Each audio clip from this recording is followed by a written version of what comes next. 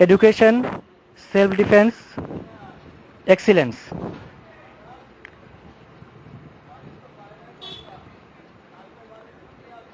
Icon দেশব্যাপী তথা বোচাগঞ্জে সমৃদ্ধ সমাজ গঠন, দুঃখী মানুষের বন্ধু, দরিদ্রদের মাঝে বস্ত্র বিতরণ, শিক্ষার্থীদের উন্নয়ন বৃত্তি, বিভিন্ন শিক্ষামূলক প্রতিযোগিতা, গুণীজনদের সম্মাননা প্রদান, সাংস্কৃতিক প্রশিক্ষণ। এছাড়া আইকন দেশব্যাপী দরিদ্র শিক্ষার্থীদের সার্বিক সহযোগিতা করে 10 বছর অতিবাহিত করতে চলেছে।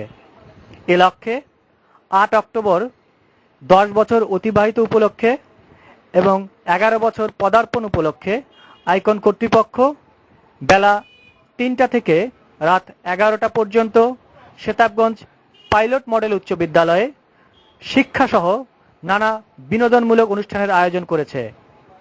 আইকন কর্তৃপক্ষ সাংবাদিকদের সাথে সেচিক অতিথি ভবনে সাংবাদিক সম্মেলনের মাধ্যমে সেবামূলক কাজে সকলের সহযোগিতা কামনা করেছে।